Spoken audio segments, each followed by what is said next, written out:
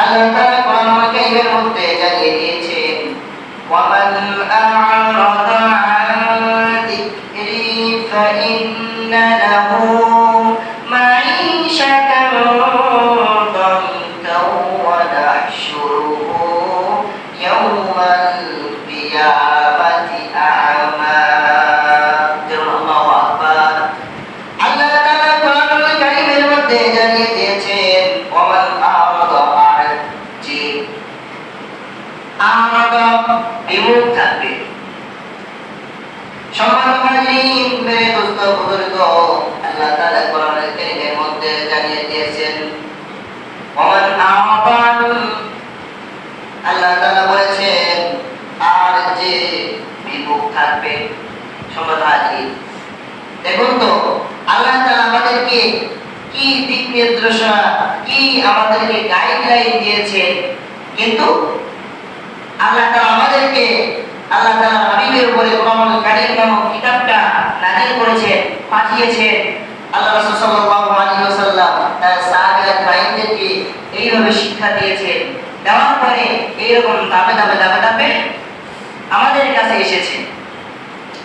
কিন্তু ওমান আ'রাদা আন যিকরি ফাইন্না লাহু মাঈশাতান দানকা ওয়া নাহশুরুহু ইয়াওমাল কিয়ামাতি আ'মা।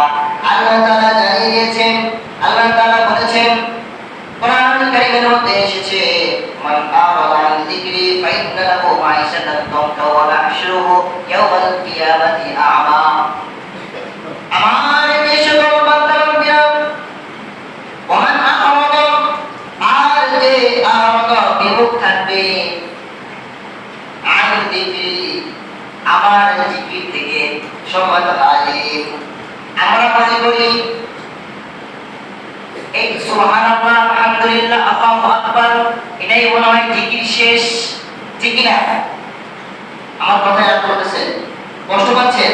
তাহলে কথা বলেন না কেন?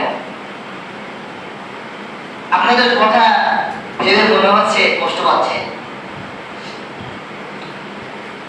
আল্লাহ তাআলা কিন্তু আমাদেরকে জানিয়ে দিয়েছেন, ওয়ামান আ'রাদা আন যিকরি, আল্লাহ তাআলার জিকির, এই জিকির থেকে যারা মুখ ফিরিয়ে নেবে, জিকির করবে না, আন যিকরি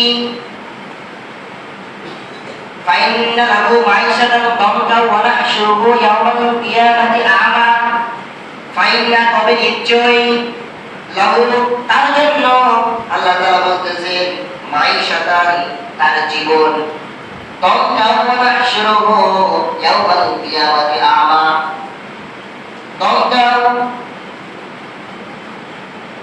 তার জীবনটা সংকীর্ণ করে দেওয়া হবে। দানকা ওয়া নাহশুরুহু ইয়াওমাল কিয়ামাতি আ'মা।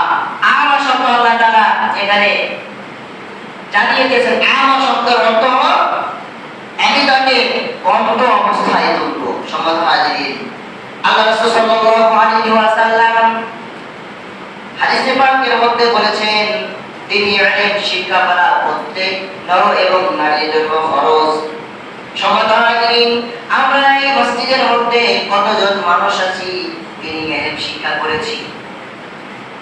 তাহলে কিন্তু আল্লাহ তাআলা কার ঘরে কিন্তু আমাদের সবাইকে দান করিয়ে দিলেন। তাহলে যদি আমরা যদি তিনি ইলম শিক্ষা করা যেহেতু আমাদের জন্য ফরজ ছিল, তিনি ইলম শিক্ষা করা নর এবং নারীর জন্য, পুরুষ এবং মেয়েদের জন্য ফরজ। সম্মানিত হাজিরিন, আমাদেরকে তিনি ইলম শিক্ষা করতেই হবে, এটাই বাধ্যতামূলক।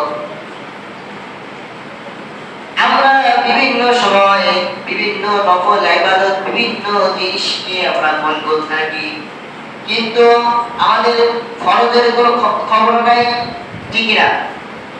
আমরা কি সর্বক্ষণ ফরজ নিয়ে চিন্তা ফিকির করি নাকি? আমরা কিন্তু ফরজ নিয়ে কিন্তু চিন্তা ফিকির করি না। যেটা মুস্তাহাব, যেটা অন্যান্য নফল ইবাদত, সেগুলোর দিকে আমরা বেশি প্রাধান্য দেই। আপনি প্রাধান্য দেন, ঠিক আছে, কিন্তু আল্লাহ তাআলা বলেছেন এবং আল্লাহ রাসূলও বলেছেন, ওমান আ'রাদা আন যিকরি ফাইন্না লাহু মাঈশাতান দানকা ওয়া নাহশুরুহু ইয়াওমাল কিয়ামাতি আ'মা। যারা আমার জিকির, আমার কোরআন এবং হাদিস, রাসূলের হাদিস, ওমান আ'রাদা আন যিকরি ফাইন লাহু মাইশাতান দানকা ওয়া নাহশুরুহু ইয়াওমাল কিয়ামাতি আমা। যারা অহংকার করে আবার জিকির কোরআনে হাকিম। আল্লাহ তাআলা কি জিকির কোনটা? আল্লাহ তাআলা কোরআনুল কারীমের মধ্যে আপনি যে আয়াত তেলাওয়াত করেন প্রত্যেকটা আয়াতই হলো জিকির। যেমন আল্লাহু আকবার। তাহলে আল্লাহ তাআলা কিন্তু এই জিকির শেখার কথা আমাদেরকে বলেছেন। এবং আল্লাহ রাসূল সাল্লাল্লাহু আলাইহি ওয়াসাল্লাম কিন্তু হাদিসের মধ্যে বলেছেন যে প্রত্যেকটা নর এবং নারীর জন্য দ্বীনি ইলম শিক্ষা করা ফরজ। সম্মানিত হাজির, মেরে দোস্ত বুজুর্গ, আমাদেরকে এই দুনিয়াতে আমরা যতদিন থাকি, আল্লাহ তাআলা যতদিন পর্যন্ত আমাদেরকে দুনিয়াতে থাকার মতো তৌফিক দিয়েছেন, আমাদেরকে যতদিন পর্যন্ত হায়াত দিয়েছেন, ততদিন পর্যন্ত আমাদেরকে দ্বীনি ইলম শিক্ষা করে আল্লাহ তাআলা যেন আল্লাহ তাআলার ডাকে সাড়া দিয়ে যাওয়ার মতো তৌফিক আল্লাহ রাব্বুল আলামিন যেন আমাদেরকে দান করেন। সুবহানাল্লাহ, আমিন। আমি আপনি এই দুনিয়ার জীবন থেকে চলে যাব, এটাই বাস্তব। আমি আপনি এই দুনিয়ার মায়া ছেড়ে চলে যাইতেই হবে। আমরা কি কেউ আজীবন থাকতে পারবো? আজীবন কাটার জন্য দুনিয়াতে এসেছি? কেউ কিন্তু আসি নাই। আমরা কেউ মুখে হাত দিয়ে বলতে পারবো না যে আমরা এই দুনিয়াতে সারা জীবন থাকার জন্য এসেছি। এক বাদশার ঘটনা মনে পড়ে গেল। সেই বাদশা ছিল অনেক প্রতাপশালী, সে বাদশা ছিল অনেক ক্ষমতা, অনেক রাজত্ব ছিল। কিন্তু ওই যে বাদশা, সেই বাদশা হলো দুনিয়াতে বিলাসবহুল ভাবে চলাফেরা করেছে। সেই বাদশা বিলাসবহুল ভাবে সে অট্টালিকায় থেকেছে, ভালো খাবার খেয়েছে, ভালো পোশাক পরেছে, পরে তার জীবনটা পার করে দিয়েছে। এক বাদশা মানুষ, সে তার জীবনটা এইভাবে কাটিয়ে দিয়েছে। কিন্তু যখন সে মৃত্যুবরণ করেছে, মালাকুল মউত এসেছে। আল্লাহ তাআলা কোরআনুল কারীমের মধ্যে বলেছেন, কুল্লু নাফসিন যায়িকাতুল মাউত, জান আছে, যার রূহ আছে, তার কলব আছে, তার মৃত্যুর স্বাদ গ্রহণ করতে হবে। তো যেমন ওই বাদশা মৃত্যু হয়ে গিয়েছে। মৃত্যু হওয়ার পূর্বে ওই বাদশা বলেছিল, আমি বাদশাহী করেছি, আমি ক্ষমতা দেখিয়েছি, আমার যতদিন ক্ষমতা ছিল আমি ততদিন পর্যন্ত ক্ষমতা ব্যবহার করেছি।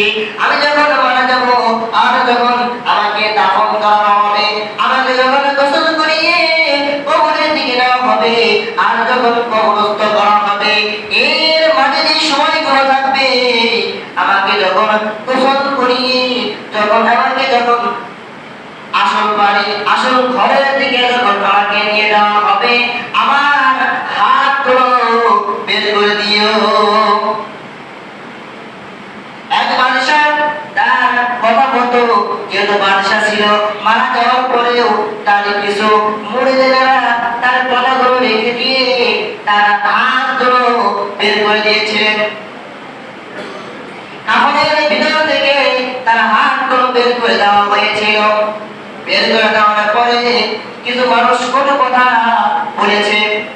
আমাদের সমাজে, আমাদের বাড়িতে অনেক মা বোনেরাও কিন্তু এরকম কটু কথা মধ্যে লিপ্ত থাকে, ঠিক না? অনেক মা বোনেরা কটু কথার মধ্যে লিপ্ত থাকে। আল্লাহ তাআলা কোরআনুল কারীমের মধ্যে জানিয়ে দিয়েছেন, কোরআনুল কারীমের মধ্যে এসেছে, যে সকল মানুষেরা গীবত করবে তারা অনেক বড় পাপী, তাদের মতো পাপী এই দুনিয়াতে আর নাই। তো সম্মানিত বাবাজিরা, মুরব্বিয়ানেরা, আমরা আমাদের দ্বারা যদি গীবত থাকে, তাহলে আমাদেরকে এই গীবতের এই জিনিসটা আমাদেরকে বাদ দিতে হবে। সম্মানিত হাজির, এই মাইকের আওয়াজ গ্রামের মা বোনেরা শুনতেছে। মা বোনেদের মধ্যে এরকম স্বভাব বেশি আছে। 100 ভাগের মধ্যে প্রায় 80% মা বোনেরা এরকম গীবত নিয়ে পড়ে থাকে, ঠিক না? কথা বলেন না কেন? অনেক মা বোনেরা, 80% মা বোনেরা একজনের পর আরেকজনের কাছে নিয়ে যায়, আরেকজনের আরেকজনের কাছে সুন্দর করে সাজিয়ে গুজিয়ে বলে দেয়। সম্মানিত হাজির, তো তেমনি ভাবে ওই বাদশার সময় ওই বাদশাহ মারা গিয়েছে। বাদশাহী শেষ। বাদশাহী যখন কি করেছে, মারা যাওয়ার পরে তার হাতখানা বের করে দিয়ে কবরস্থানের দিকে যখন দাফন করার উদ্দেশ্যে নিয়ে যাচ্ছে, তখন কিছু মানুষেরা বলতেছে, কোনো কথা গীবত করতেছে, হায় রে হায়, বাদশাহ সে দুনিয়াতে এত দিন বাদশাহী করেছে, ক্ষমতা ব্যবহার করেছে, কিন্তু এই বাদশাহ মরে যাওয়ার পরেও বাদশাহী ক্ষমতা চাচ্ছে, বলে নাউজুবিল্লাহ। কিন্তু যারা ইসলাম ধর্মের মধ্যে ছিল, পাণ্ডিত্য অর্জন করেছিল, জ্ঞান অর্জন করেছিল, তারা বলেছিল তোমরা তো এইরকম চিন্তা ভাবনা করতেছো, ভূগোল ছাড়া কিছুই নয়। বাদশাহ তার বাদশাহীর মস্তক ভেঙে চুরমার হয়ে গিয়েছে, তার ক্ষমতা শেষ হয়ে গিয়েছে, তার আল্লাহ তাআলার হুকুম হয়ে গিয়েছে, সে এই দুনিয়ার মায়া ছেড়ে তার পরকালের জন্য সে চলে যাচ্ছে। কিন্তু ইতিহাস তোমরা পড়ে দেখো, সে বুঝাইতে চাচ্ছে আমি ক্ষমতা পেয়েও কিন্তু কিছু নিয়ে যাইতে পারি নাই। সমাধানী, আমি আপনি যতই ক্ষমতার বাহাদুরি দেখাই না কেন, কোনোই কাজে আসবে না। আমার আপনার হিসাব কিয়ামতের দিন দিতেই হবে। আল্লাহ তাআলা আমাদেরকে এই আয়াত এবং এই কথা শুনে আমল করার তৌফিক আল্লাহ তাআলা আমাদেরকে দান করুন। আমিন আমিন। ওয়া আখিরু আলহামদুলিল্লাহি রাব্বিল আলামিন। আসসালামু আলাইকুম ওয়া রাহমাতুল্লাহি তাআলা ওয়া বারাকাতুহু। যারা সুন্নাত পড়েন নাই, যারা কবলা